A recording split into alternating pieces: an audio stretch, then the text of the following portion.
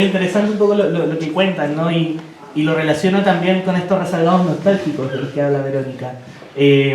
Esos que llegamos tarde a la guerrilla, esos que llegamos tarde a la lucha, ¿cierto? Por la libertad, y que es parte también, creo yo, mirándolo como nieto de detenido desaparecido, es parte de esas vivencias, de esos recuerdos que guardamos muchas veces dentro de nuestra infancia, de acompañar a nuestras viejas a la educación, de acompañar a la Corte Suprema, a los juicios, y decir como, bueno, ¿y qué hago yo en todo esto? ¿No? Un poco esos rezagados nostálgicos, pero también a su vez asumir una postura y una responsabilidad, y yo diría desde la valentía incluso, de decir sí, soy sobrina de un torturador, soy sobrina de un genocida, y desde ahí quiero hacer mi aporte a la lucha por verdad, por justicia, por memoria. Bueno, un poco de eso y más vamos a seguir conversando, porque a continuación nos va a presentar el libro Erika Jennings, educadora, detenida en Londres 38 junto a su esposo Alfonso Chanfrot en julio de 1974, ambos militantes del MIR, él desaparecido hasta hoy, ella exiliada a Francia. Fue autorizada a retornar a Chile en 1983. A su retorno, se integró a la AFDD, Agrupación de Familiares de Detenidos Desaparecidos, y al Comité de Defensa de los Derechos del Pueblo, CODEPU, en el equipo de denuncia, investigación y tratamiento del torturado y su núcleo familiar. Fue responsable del Programa de Derechos Humanos de Médicos del Mundo en 1989 a 1994. Entre 1997 y 2010 y de 2014 a 2016 se desempeñó en el Ministerio de Salud como coordinadora del programa de formación directiva de la División de Gestión de Recursos Humanos, un nombre muy largo, y encargada de género en la Subsecretaría de Redes Asistenciales.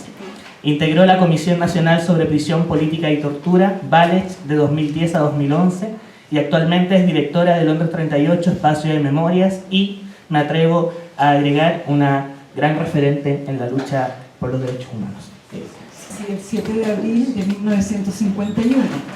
Por eso es larga presentación. Pido disculpas porque no sé por qué tenía esa presentación. Un poco de relajo frente a la tremenda conmoción que tengo. Conmoción por estar acá con estas tremendas mujeres, con Tomás. Yo no soy presentadora de libros. Pero antes que todo quisiera decir que como directora de Londres 38, como miembro de Londres 38, estamos muy contentos, contentas de acoger en este espacio a Verónica, a Analía, a hijas e hijos de desobedientes, porque para nosotros es muy importante todas las voces. Es muy importante que compartamos distintas memorias, distintas experiencias, en esa apertura y desde esa reflexión nosotros hemos ya tenido contacto con Verónica, con Analía en este mismo espacio. Así que eso quería decir que como Londres estamos muy honorados, yo soy buena para inventar palabras, de recibir acá la presentación de este libro. Como dije inicialmente, yo no sé cómo presentar un libro, solamente yo leí el libro plena de emociones en mucho tiempo, me di el tiempo porque tenía que necesariamente hacer pausa, soy muy dispersa, así que muy brevemente hice un pequeño, traté de ordenar algunas ideas que iba anotando en el propio libro, así que breve no... Te dije, pero... Quisiera agregar que yo, como soy de la generación de los papás de Vero y también de la generación del Fanta, conocí al Fanta, fue mi época. Porque fui comunista en una época antes de ser milista, era del Liceo Gabriela Mistral, del mismo liceo que estuvo mi marido, y porque siendo comunista fui a la Quinta Comuna, donde el Fanta también era de la Quinta Comuna, en mi época de comunista. Así que son muchas cosas que me aproximan y me acercan a la Vero.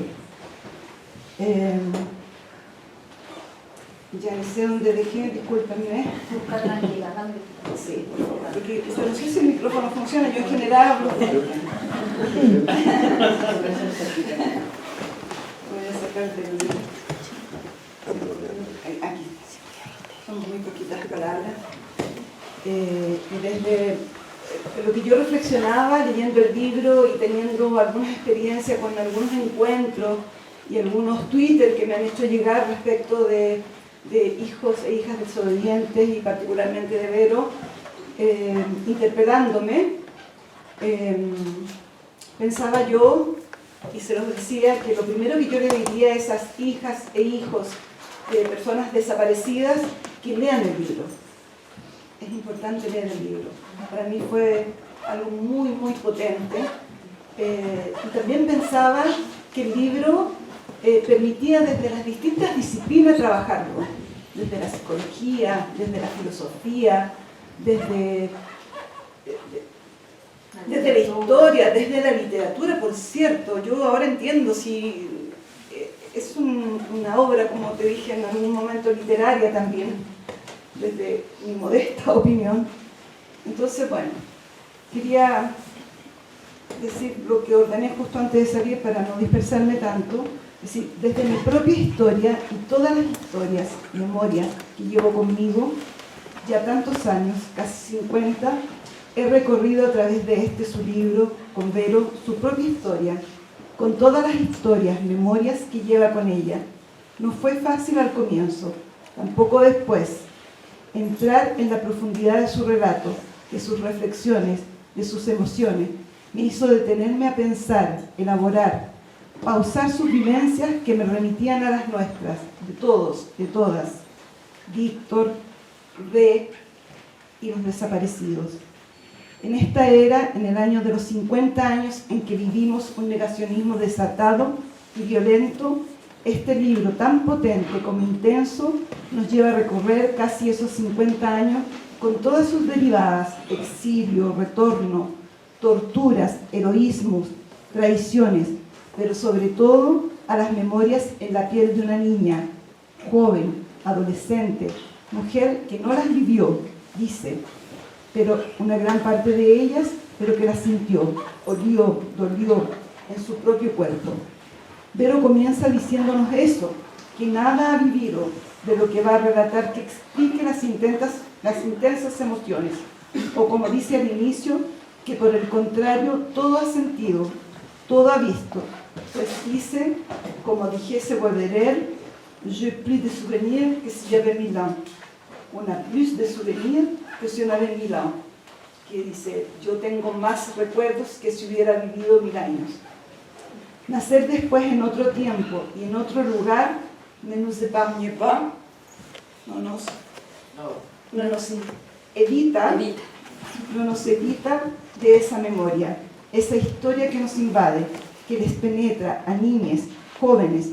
Esta es una palabra que me costó mucho ni siquiera escribirla. Se transgeneriza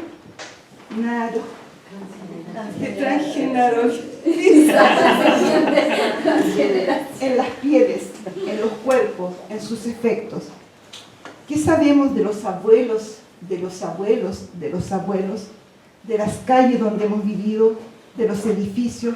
¿Qué saben los jóvenes del siglo XXI del golpe o del pronunciamiento militar, según han murmurado o gritado sus progenitores? ¿Cuánto les duele? ¿Cuánto les enrabia? ¿Cuánto les enorgullece?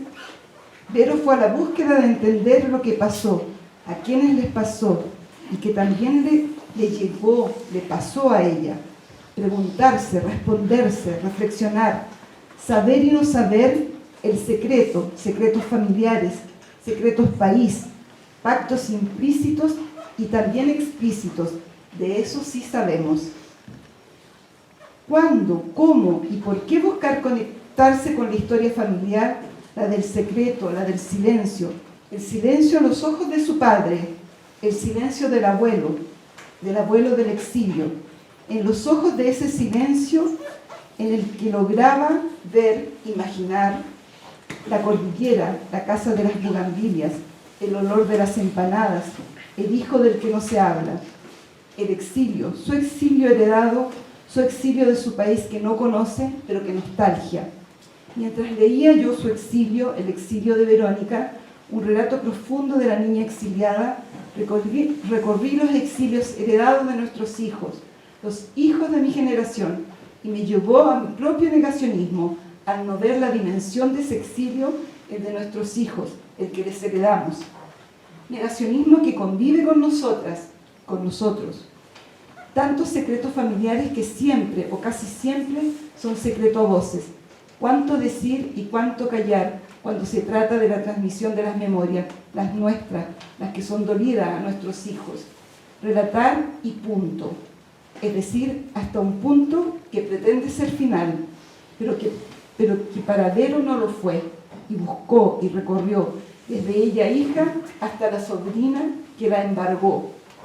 Así me explico en parte la figura yo-ella, yo me la explico así.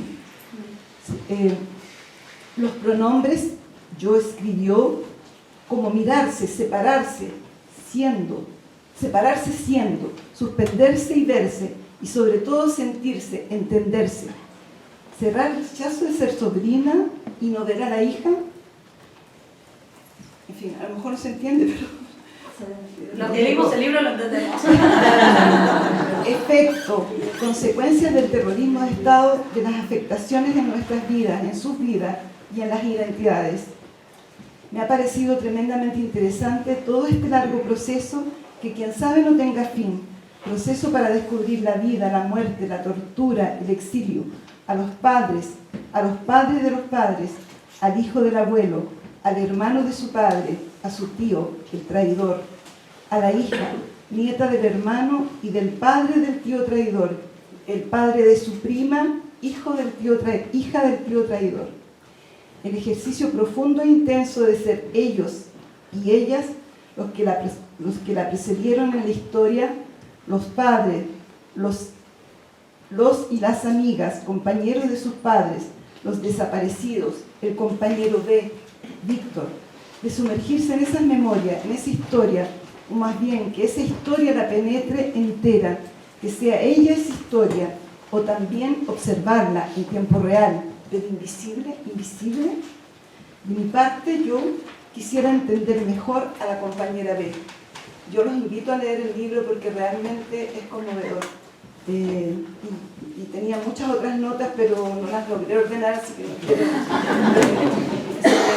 Eso, gracias.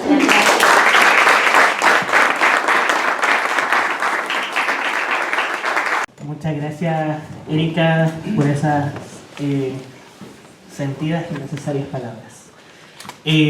Al final de las presentaciones vamos a tener un espacio para preguntas, para comentarios, inquietudes. Y al final de la presentación vamos a hacer un estudio de caso, porque tenemos un vino de honor preparado, así que vamos a ver cómo nos enfrentamos a esa resaca.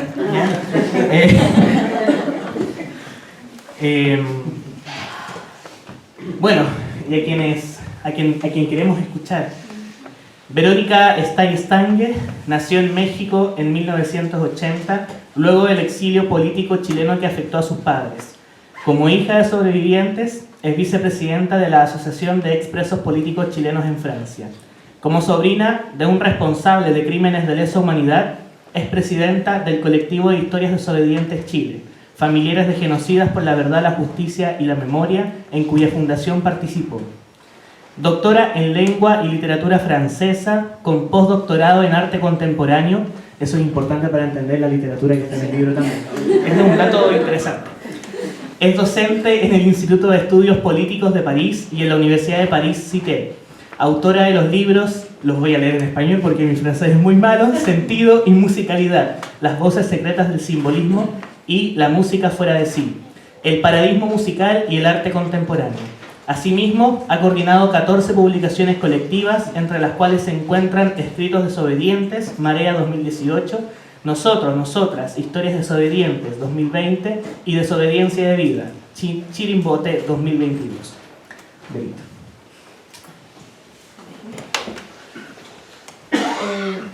Estoy emocionada.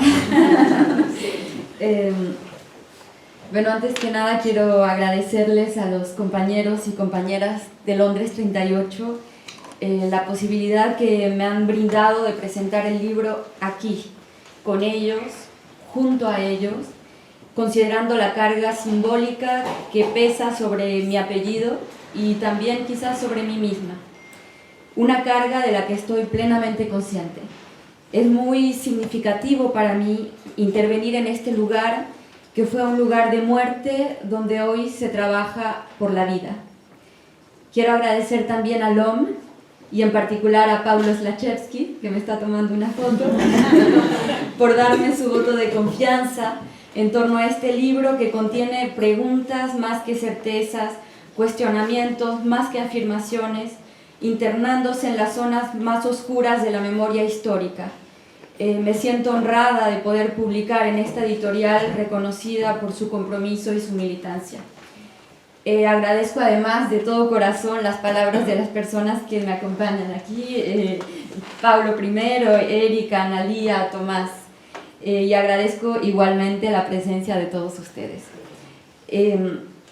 Me llamo Verónica Estay-Estangue, nunca tuve dificultad para decir eso. Me llamo Verónica Estay-Estangue y soy hija de exiliados políticos sobrevivientes de la dictadura. Me tomó alrededor de 10 o 15 años decirlo así, abiertamente. Me llamo Verónica Estay-Estangue y soy también la sobrina de un responsable de crímenes de lesa humanidad. Me tomó más de 20 años asumirlo y expresarlo públicamente. La resaca de la memoria da cuenta de ese proceso. El trabajo de escritura duró alrededor de 2 años, pero la asunción de esta historia, la investigación previa y la búsqueda del tono justo que me permitiera expresar emociones a veces tan intensas y tan remotas fue una labor de muy largo aliento. Lo que me interesa recalcar aquí es que esa labor no la llevé a cabo sola. Para asumir esta compleja historia, la presencia y el apoyo de mis amigos entrañables e incondicionales resultó fundamental. Sole Giralt, Juan Lanata, Analía, Tomás, Pepe, Vito, aquí presentes, amigos como ellos soportaron mis obsesiones, mis angustias e incluso mis derrumbes a medida que iba descubriendo las dolorosas verdades de las que este libro da cuenta. Durante la investigación previa a la escritura, que me permitió dimensionar la magnitud del crimen, sus alcances y sus consecuencias, me acompañaron hombres y mujeres que con infinita paciencia y entrega allanaron el camino hacia la memoria. Gracias a ellos y ellas pude conocer nombres, lugares, circunstancias y entender el modo de funcionamiento del sistema represivo que condujo a la detención de mis padres y en el que mi tío participó activamente.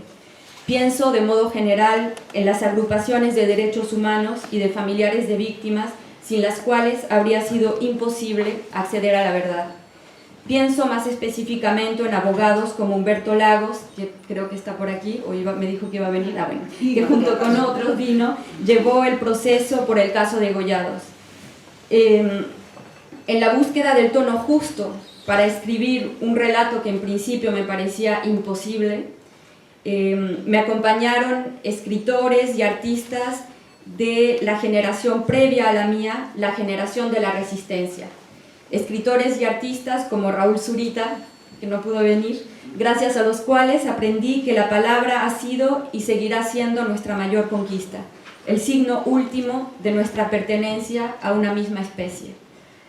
En esa búsqueda de un tono justo me acompañaron también decenas y decenas de miembros de mi generación, tanto de Chile como de Argentina, que conocí a través de libros y películas.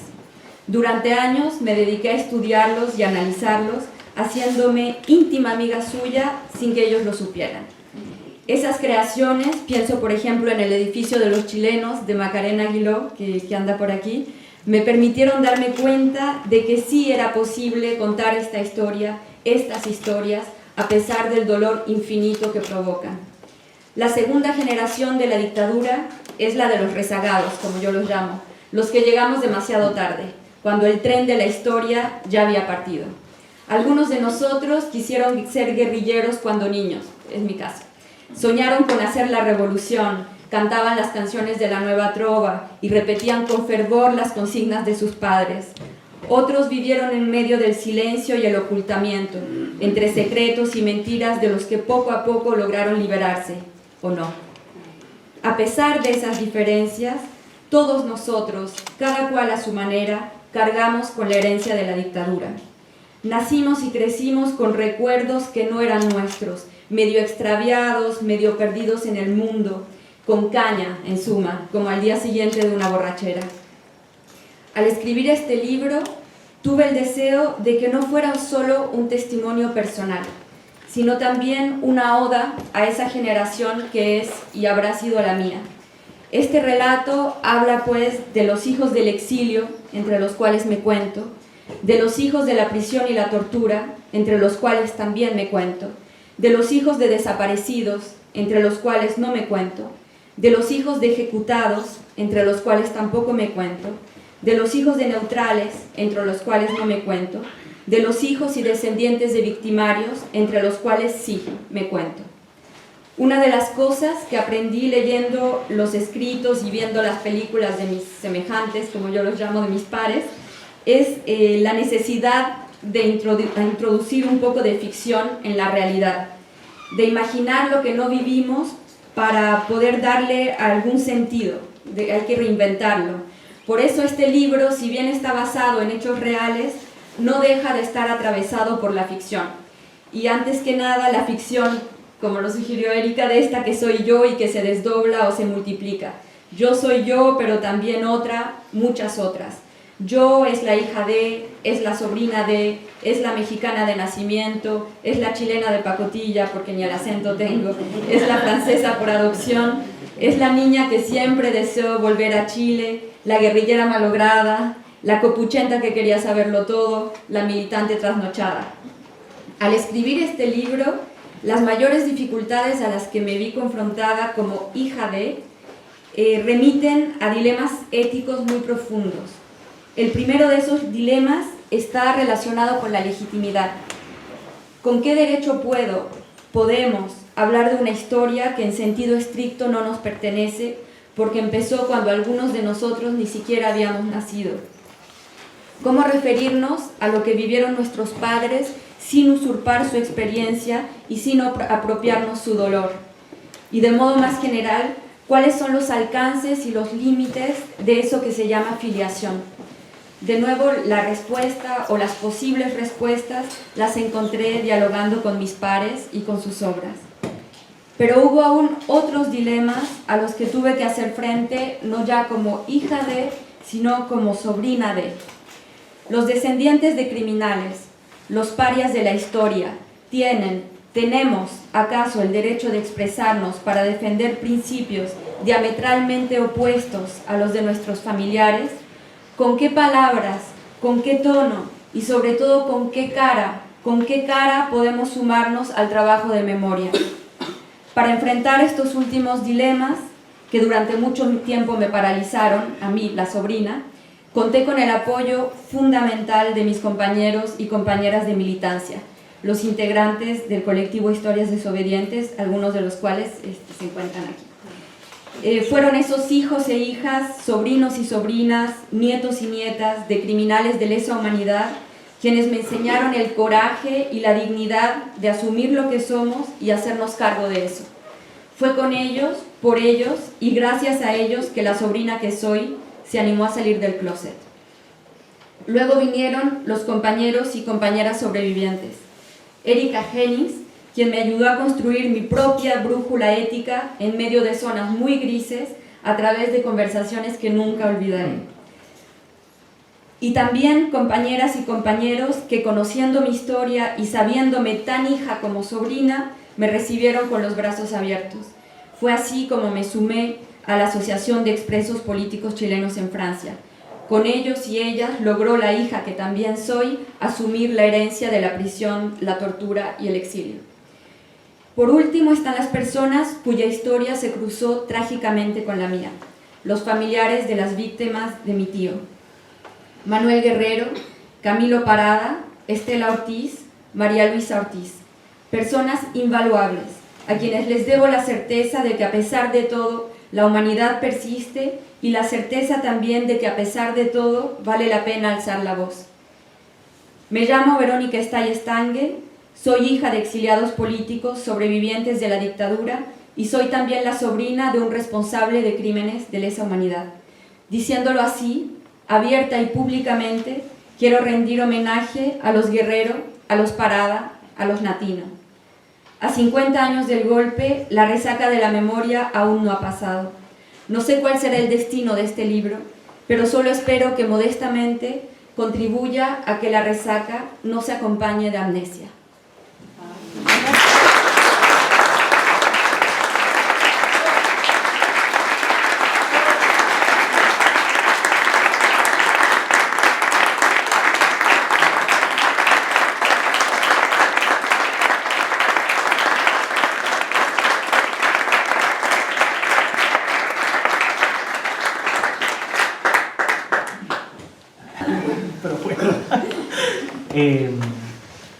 Bueno, la idea ahora es que podamos abrir un espacio de palabras, de preguntas, de comentarios. Sabemos que no es un libro fácil, pero a su vez es un libro necesario que viene precisamente a poner en debate, a poner en el debate público temáticas que hasta hace algunos años no habían sido abordadas. Y creo que desde esa perspectiva y a 50 años del golpe, es más necesario que nunca seguir abriendo esos espacios de debate y poder seguir avanzando y construyendo nuestros próximos 50 años y esperando que el 12 de septiembre no caigamos en el olvido. Eso, dejo abierta la palabra a quien quiera decir algo, preguntar algo. No me dejen solo. Benito, te quería preguntar, cuando tú dices que te costó mucho, lograste con él y con otras personas, el tema de apropiarte de historias que tú no viviste, naciste en los 80, todo lo que sabemos, ¿cómo solucionaste internamente ese conflicto? Ahora, porque también yo pienso en otra historia, esta que se llama Los Impostores, que una de ellas decía, es más fácil para mí, o sea, yo miento para que se sepa la verdad.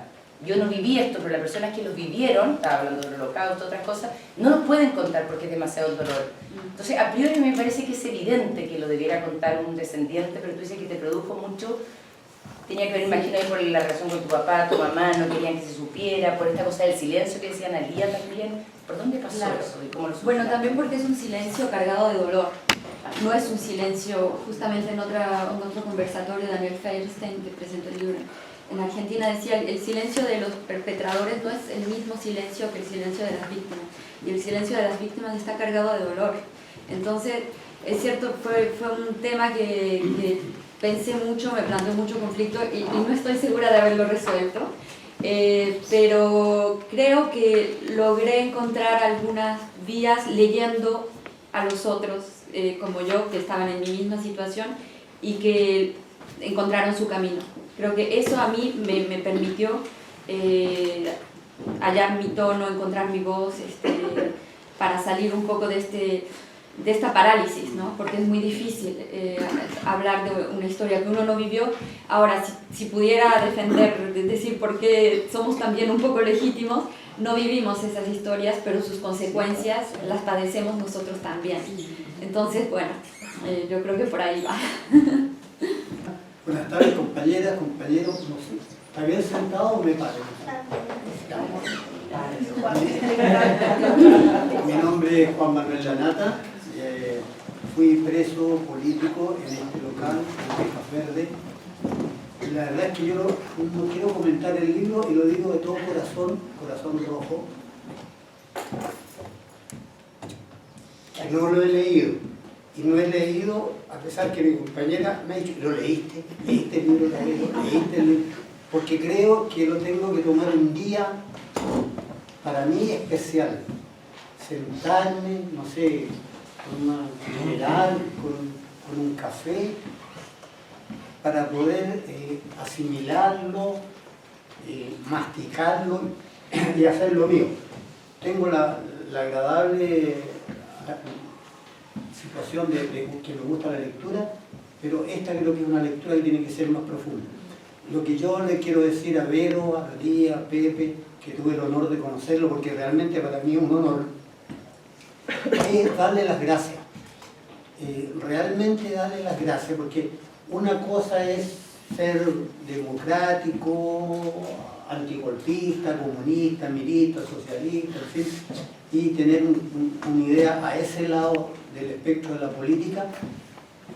Y otro es atreverse, porque realmente chuta que hay que tener cojones para poder escribir, sobre alguien tuyo, que tiene tu sangre, que es tío, padre, abuelo, y escribir sobre las atrocidades que cometió. Por eso agradezco a Vero, realmente haberla conocido, para mí es un honor, creo que para mi compañera también, para mi familia. Tuvimos la oportunidad de estar también con los amigos y compañeros de Argentina, que también lo encuentro extraordinario. Y ya le quiero decir lo último a Vero, para no extenderme mucho. Es cierto que el concepto general de guerrillero es, y no me estoy burlando ni mucho menos, por favor, yo también quise ser guerrillero en Bolivia, como mucho de mi juventud. No solo es el que se viste de verde y toma un fusil.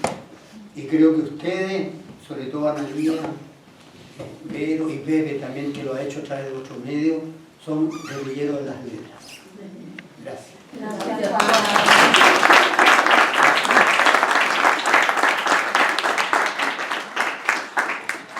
Tú lo conociste, ¿verdad? En el libro cuento un encuentro con él, sí. Porque Fuera de eso no. nosotros constatamos hasta el día de hoy que tantos asesinos ahora vivos no les pasa nada. Y que a la vez los que están en la cárcel, como que lo encuentran tan natural lo que hicieron y se cuestionan lo que hicieron. Sí. No sé cuál fue el caso de tu tío, si hubo arrepentimiento. En el libro lo cuento. Pero en realidad es una historia muy conocida, ¿no? En internet están las distintas declaraciones que dio, sus versiones fueron cambiando con el tiempo. Yo tiendo a pensar, y el libro lo cuenta, que seguramente no contó todo como muchas otras personas, ¿no? Que incluso que están hoy en prisión y que no se arrepienten, claro. Y algunos de los cuales siguen reivindicando abiertamente los crímenes que cometieron. Entonces, bueno, yo diría que hay muy pocas excepciones. Quizás el único soldado que contó todo fue Andrés Valenzuela Papudo en 1985, pero fuera de eso no nadie, así que no, yo diría que no es una excepción. Yo soy parte de las primeras botellas.